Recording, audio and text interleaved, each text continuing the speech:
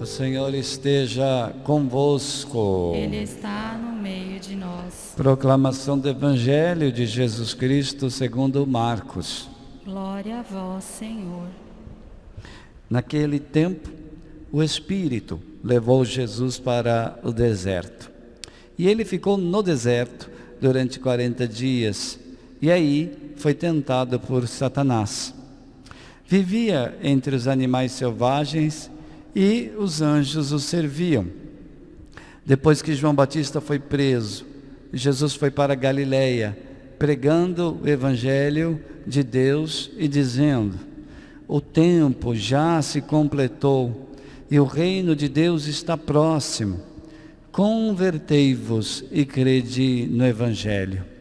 Palavra da salvação. Glória a vós, Senhor. Louvado seja nosso Senhor Jesus Cristo. Para sempre seja louvado. Queridos, estamos no primeiro domingo da Quaresma.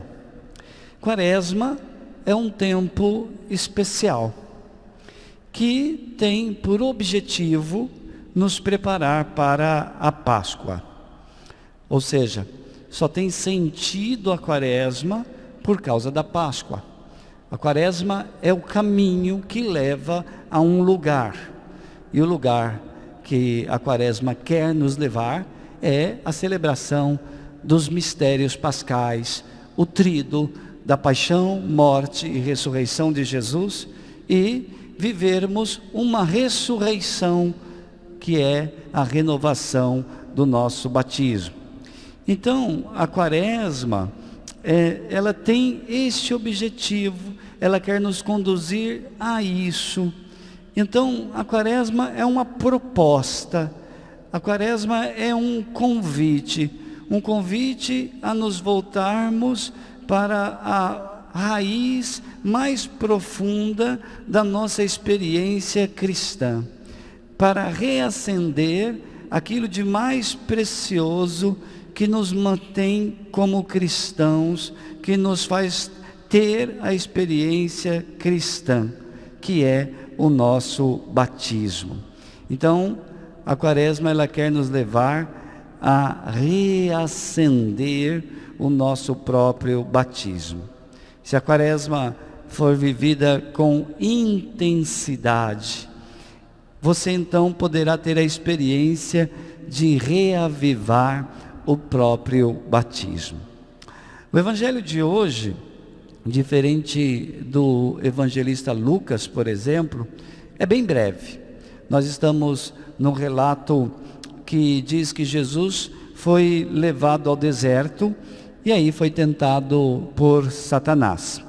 O evangelista Lucas, ele descreve bem detalhadamente as 3 tentações que Jesus sofreu, mas aqui não. O evangelista Marcos, ele usa de brevidade. Ele apenas faz um aceno para o assunto da tentação que Jesus sofreu. Diz o evangelista que o Espírito levou Jesus para o deserto. Note bem, o Espírito Santo conduz, leva Jesus para o deserto. E lá no deserto, Jesus fica 40 dias. E ali foi tentado por Satanás. É isso, versículo 12 e 13, que o evangelista Marcos fala.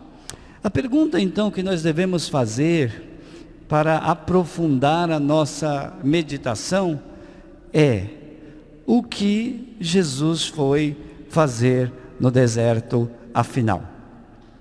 O evangelista só diz que ele foi conduzido pelo Espírito e lá ficou, e lá foi tentado por Satanás. Mas a pergunta é, afinal de contas, o que Jesus foi fazer no deserto?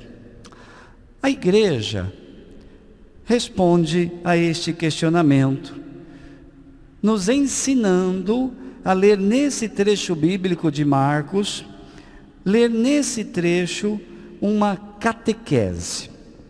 Nos ensina então o número 539 do Catecismo da Igreja Católica, que nós devemos olhar esse texto e fazer uma conexão com o Antigo Testamento. Diz o seguinte: nós devemos ver em Jesus, lá no deserto, devemos ver nele o novo Adão. Jesus, novo Adão. Por que novo Adão? Porque o antigo Adão, o que estava lá no jardim do Éden, ele tinha tudo para permanecer vitorioso. Pense bem, ele estava no jardim, o jardim do Éden, a palavra Éden significa delícias. Então eles estavam no jardim das delícias, né? Tinha tudo para estar em harmonia, na verdade estava em harmonia com Deus, estava em harmonia com toda a criação. Mas, apesar de tudo isso, o primeiro Adão sucumbiu diante da serpente. O primeiro Adão cede à tentação e se deixa enganar, se deixa seduzir pela serpente, e aí peca através da desobediência, porque Deus tinha dito: não sequer tocarás no fruto da árvore, e Adão comeu o fruto da árvore. Pois bem, através da desobediência, tentado pela serpente, então o primeiro Adão sucumbiu e pecou. Mas Jesus não. Jesus no deserto, diz o texto de Marcos, ele convivia em harmonia com as feras selvagens e os anjos o serviam. Quase que uma maneira nova de dizer aquele jardim antigo. Jesus no deserto foi fiel até o fim. E diante das tentações, Jesus, o novo Adão, não cedeu, não sucumbiu. Enquanto o primeiro Adão caiu na tentação, Jesus é vencedor sobre a tentação. Jesus é vencedor sobre o diabo.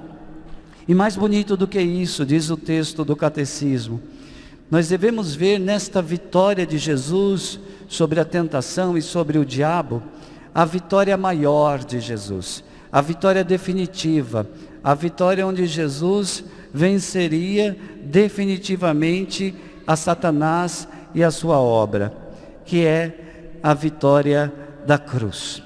Através da cruz, Jesus permanece obediente, chegando a derramar o seu próprio sangue, a dar a sua própria vida, para nos livrar da derrota do maligno. Em Jesus, com Jesus, nós somos livres da derrota do maligno. Perceba, não é só Jesus que é vitorioso. Perceba que na vitória da cruz, na vitória, Jesus não está sozinho. Jesus nos leva a ser vitorioso com Ele. Se permanecermos com Ele, Ele nos leva a ser vitorioso com Ele. E é interessante perceber, relacionando este tema com as duas leituras anteriores, Jesus é como a arca que salvou Noé e os seus familiares através das águas do dilúvio. Pense nisso um pouco. A arca de Noé, vocês viram lá, a primeira leitura de hoje narrava o final do episódio do dilúvio. Depois que as águas abaixaram, saíram vivos 8 pessoas da arca, juntamente com os animais que sobreviveram. E aquelas pessoas foram salvas da destruição do dilúvio. Jesus é como a arca que salvou Noé.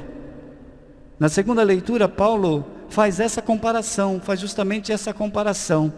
Paulo, na segunda leitura, compara a arca construída por Noé e o batismo. A segunda leitura termina dizendo: o batismo é a vossa salvação. Vamos repetir? O batismo.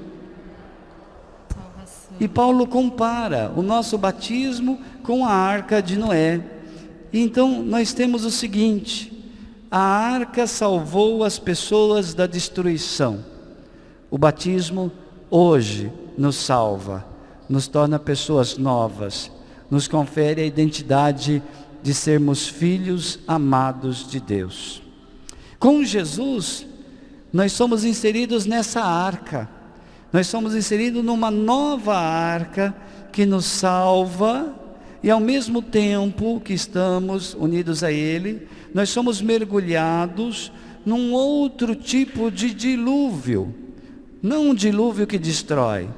As águas do dilúvio representavam para os antigos a ação do mal. A água é algo que não dá para controlar. Então, assim como a água tem uma força que destrói, mas também dá vida, a água muitas vezes foi comparada na mentalidade antiga às forças do mal. Em Jesus, nós somos imersos nas águas batismais, nas águas da vida, e saímos dela ressuscitados, renovados, inseridos numa nova aliança com Deus. Perceba, tudo isso que nós estamos refletindo não deve ser apenas algo teórico que alimenta a nossa mente, os nossos ouvidos, mas nós devemos entender que nessas leituras, e sobretudo no início da Quaresma, nós estamos sendo chamados, nós estamos sendo provocados a ter uma nova experiência muito concreta. Ou seja, não se tratam de palavras bonitas e edificantes, sim, mas sim de propor e de aceitar uma experiência concreta.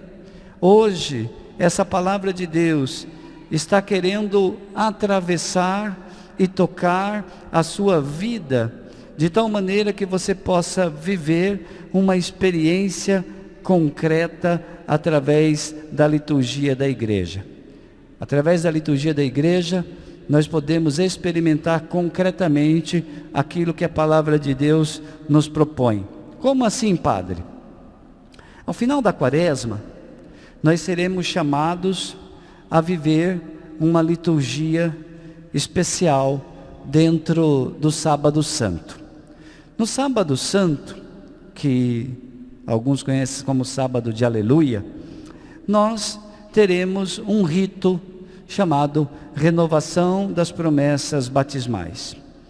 Este rito, liturgicamente, nos faz renovar o nosso próprio batismo.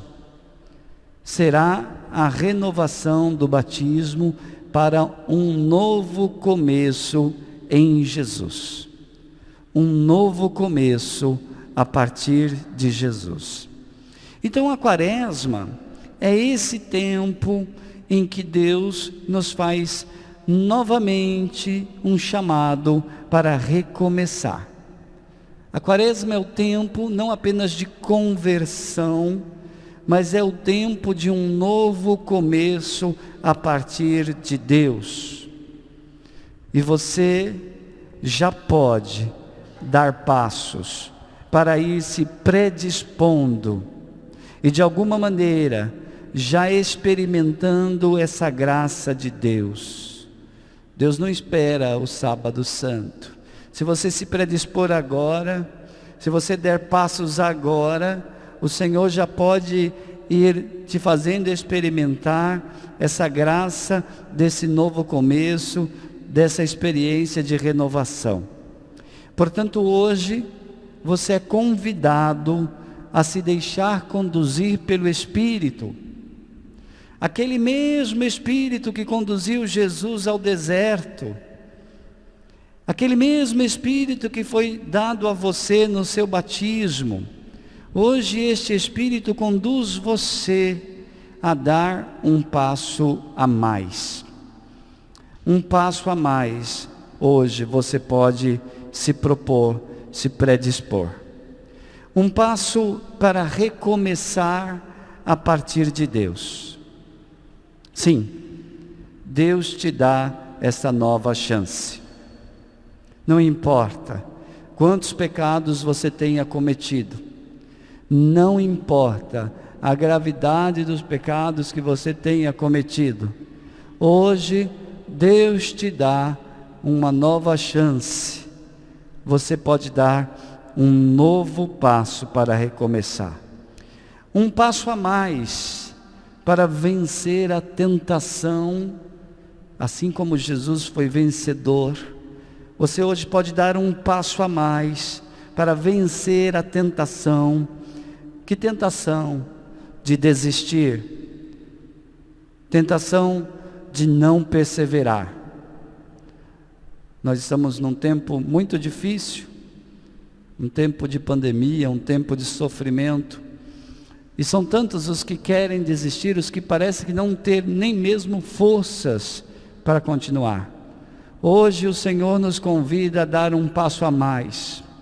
Hoje o Senhor nos convida a não desistir. Hoje o Senhor nos convida a perseverar. Jesus estava no deserto e o combate foi duro contra as tentações. E hoje também para nós, povo de Deus, o combate é difícil. Assim como o deserto é árido, o combate é cansativo, o combate nos esgota.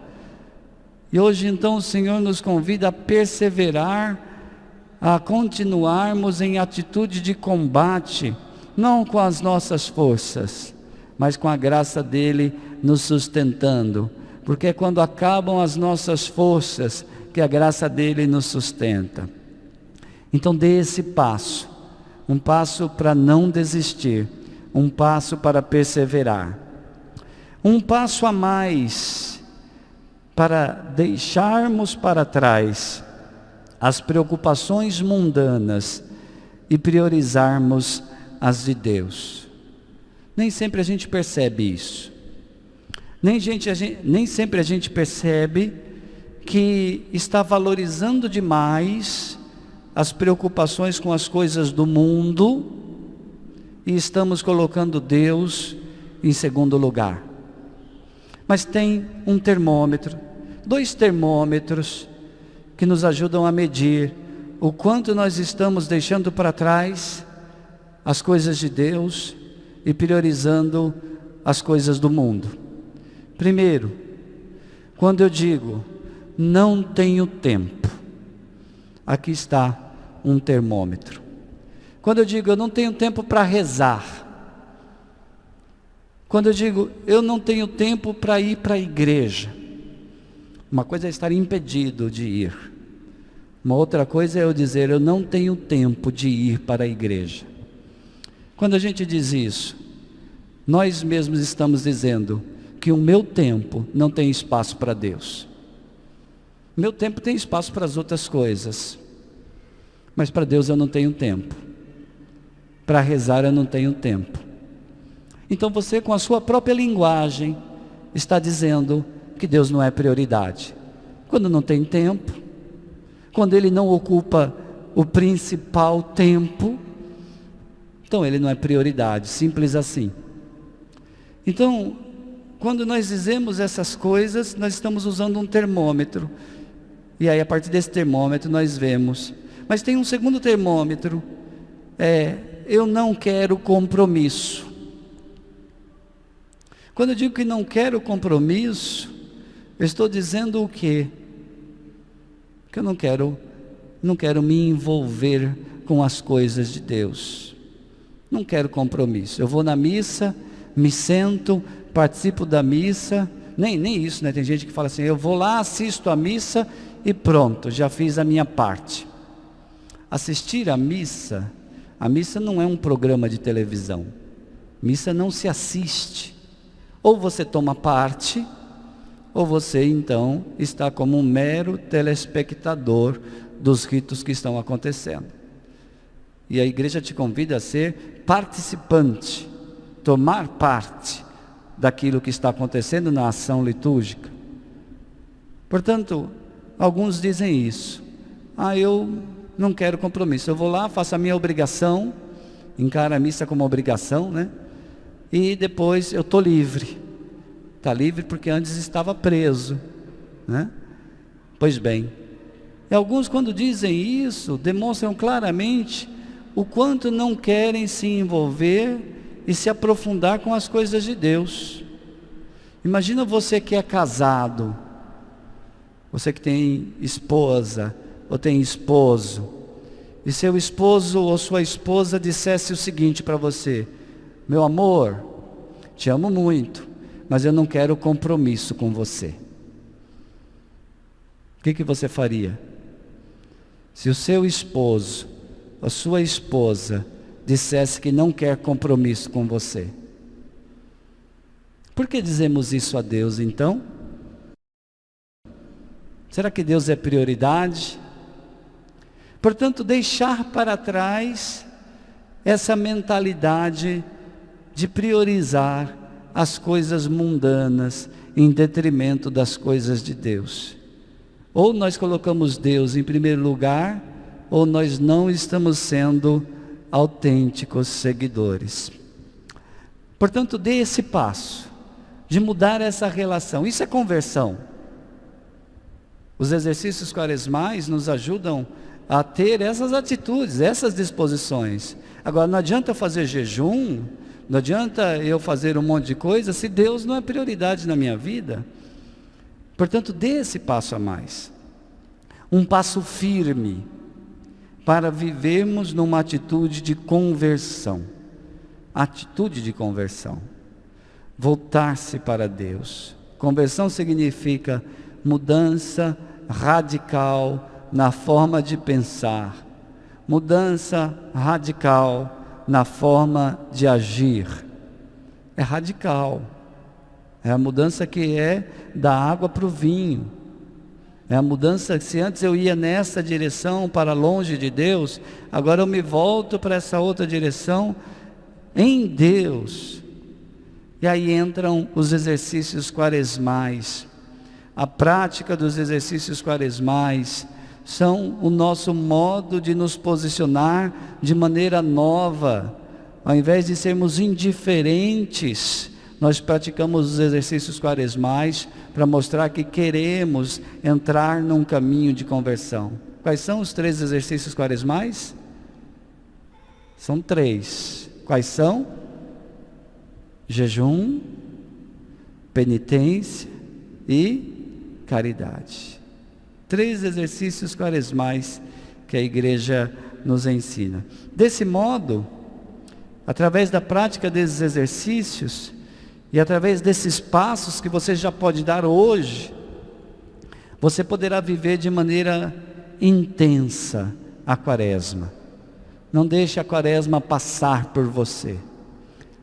Não deixe a quaresma mais um ano passar e você nem perceber. Você hoje pode dar esses passos para viver intensamente a quaresma. E lá, no final do caminho, reavivar o seu batismo. E assim ter a experiência de vida nova, de filho amado por Deus, que a igreja hoje nos chama a ter. Louvado seja nosso Senhor Jesus Cristo. Para sempre seja louvado.